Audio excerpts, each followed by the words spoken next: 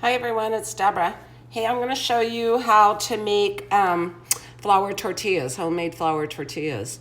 Flour tortillas are a staple in my house, so when I go shopping, I always purchase a package of flour tortillas.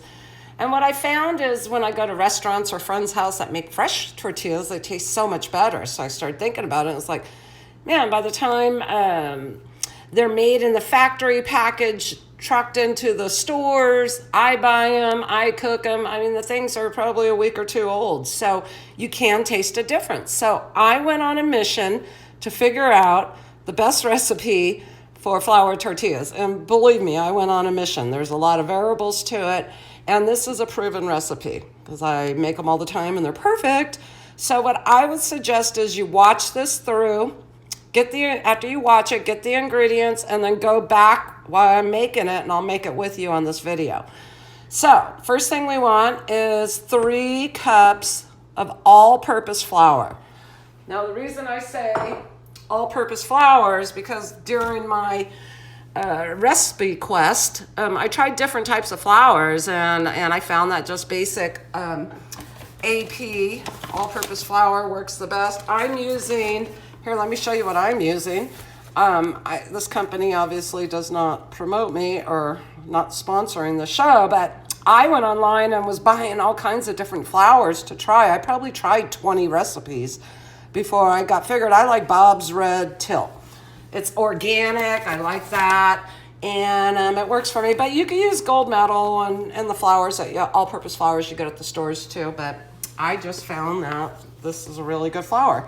I don't know where you get it in the stores. I always buy it online. So anyways, that's what I use. Next you want it, and I'm pouring the flour into my wire strainer or colander because I'm going to sift it through. Next thing is you want 2 teaspoons of baking powder. Do not use baking soda. So there's 1. And here's the second. 2. Third thing you need, it's such an easy recipe, is salt. So you want 1 teaspoon of salt. Do not go over on the salt. Stick to the 1 teaspoon because through trial and error, if you use too much salt, and from my research, it'll harden. It makes it harder for some reason. So 1 teaspoon of salt, and you sift it through.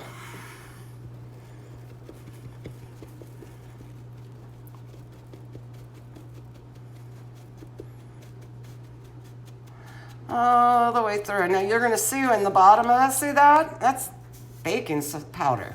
So push it through. You want all that baking powder. That is an essential ingredient, and you want every drop of it. So sift it through, and then once you've sifted through and you got all the ingredients out of it, give it a good stir. Where's my whisk? Whisk it and get it mixed up really good.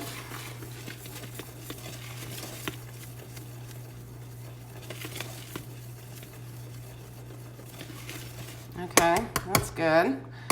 And the next thing you need to do is to add I'm adding lard.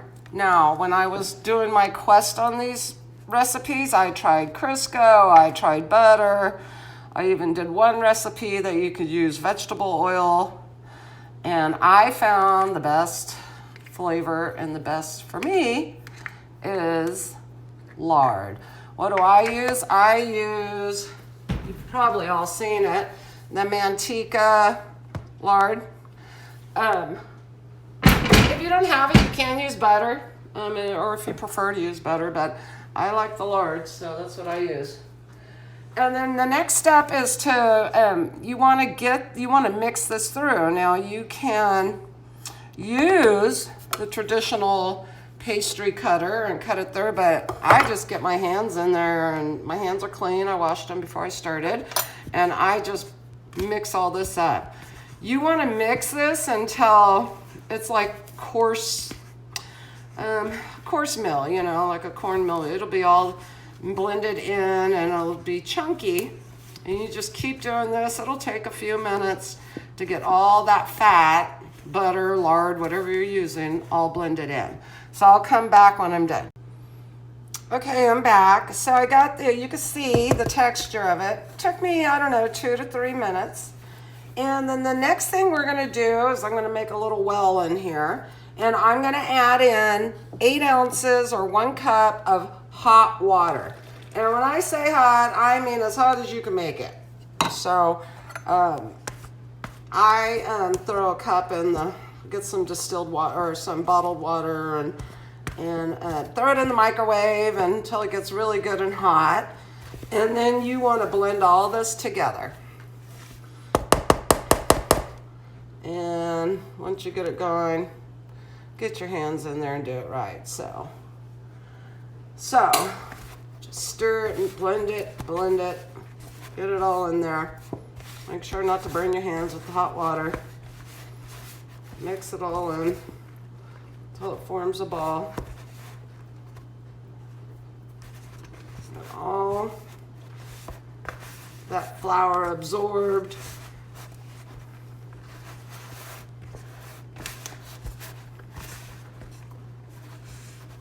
I'm starting to absorb all that flour, so a lot of handwork with making these, from rolling it to blending it. So just have clean hands. That's all I can say. Take your rings off.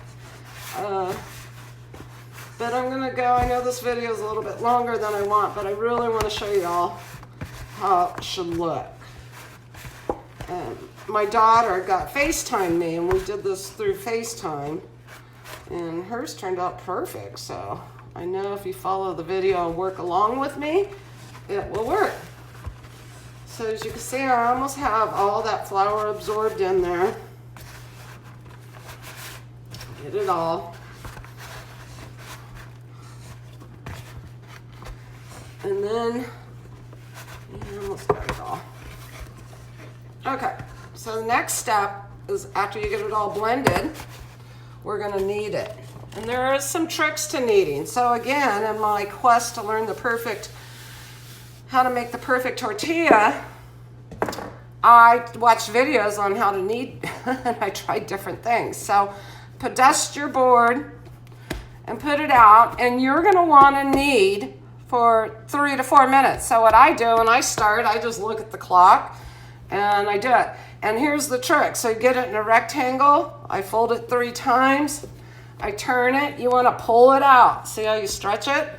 Fold it, push, turn, stretch, and do this for 4 minutes. And you will literally feel the dough changing as you're working it.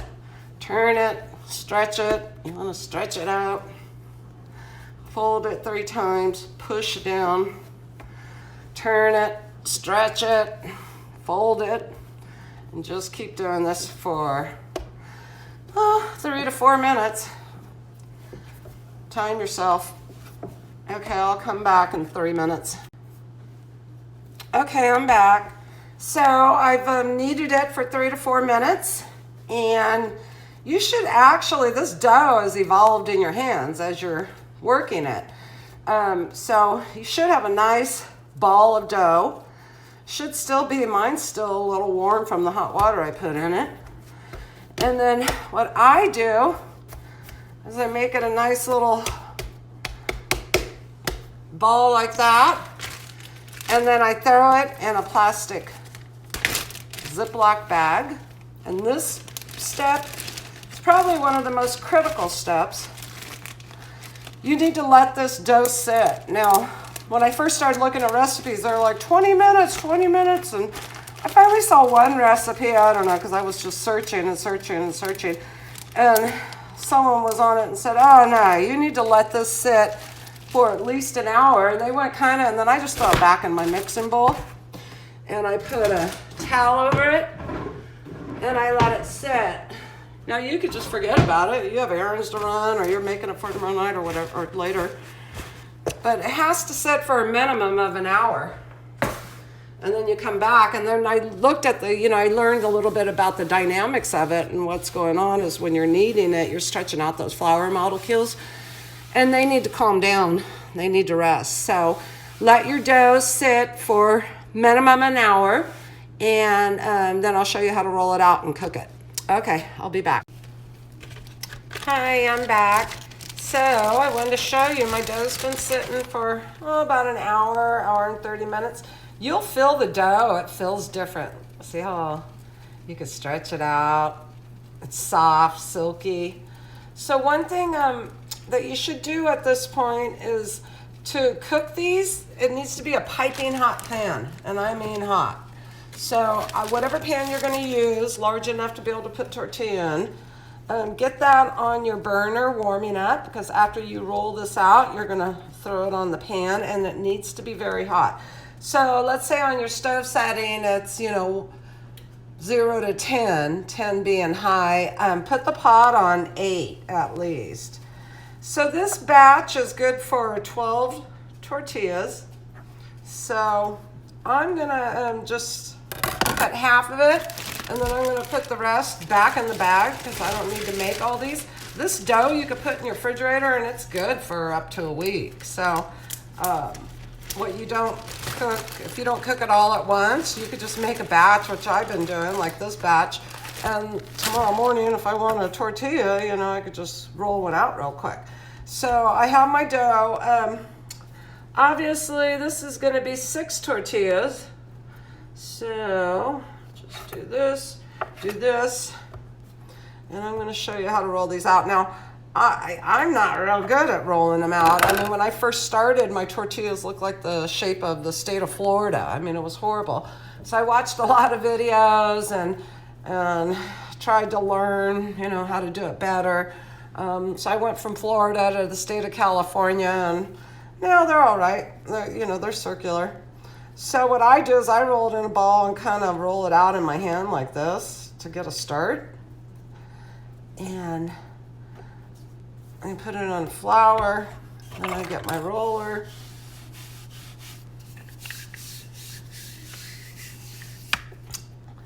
And we'll see how I do.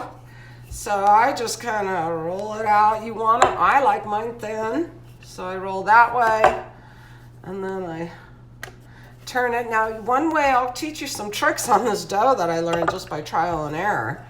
So if you roll it out like I did and it springs back, that dough needs to sit longer. So I also found some of the flours weren't really good, and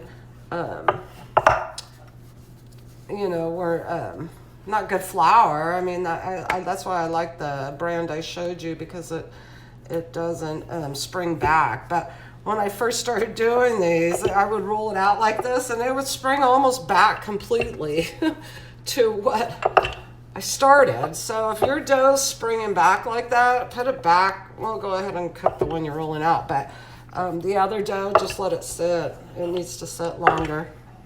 The longer it sits, the dough, see, so my shape's not perfect.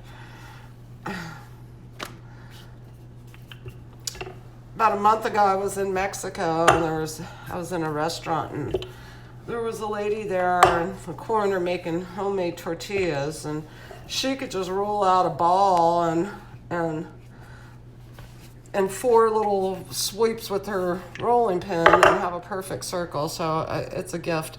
I'll move it over to the pan now. I want to show you what it looks like when it cooks and how. Okay, so now I'm at the piping hot pan I told you about. And what you're going to do is you're going to throw this on the pan, on a hot pan, let it cook. And what it should do is start bubbling up. And you want to see those bubbles. So I let it sit. Until I start seeing some bubbles form. So you can see a couple there. Oh, they're starting to come. And what's nice, those bubbles, when you flip it on the other side, the tops of the bubbles kind of crisp, you get that look, the traditional look for a tortilla. So look at that, that's perfect. And I'm gonna flip it. So that's why you want your pan hot, because these don't cook long. And then I flip it again. Look at my shape, I'm on the perfect round tortilla. I have 12 of them, or 6 of them to roll out here. I'll get better again. And that's pretty good. Done. Woohoo! Look at that. It's beautiful. And then I have my tortilla warmer here. And that's how you make tortillas. If you want to watch, I'll roll out one more. Okay, I'll do one more for those of you that want to watch it twice. I recommend go out and watch videos on how to roll them out, because obviously I'm not the best. Some people just have the gift. Roll it out, roll it out, move it over.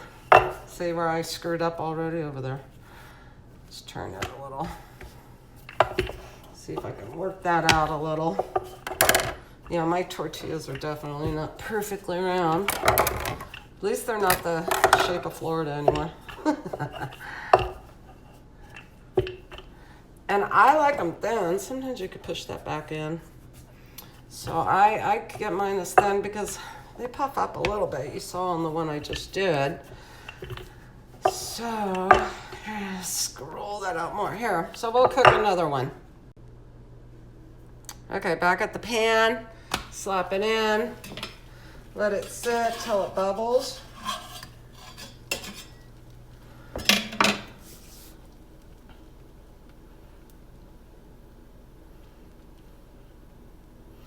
You can see it's starting to bubble.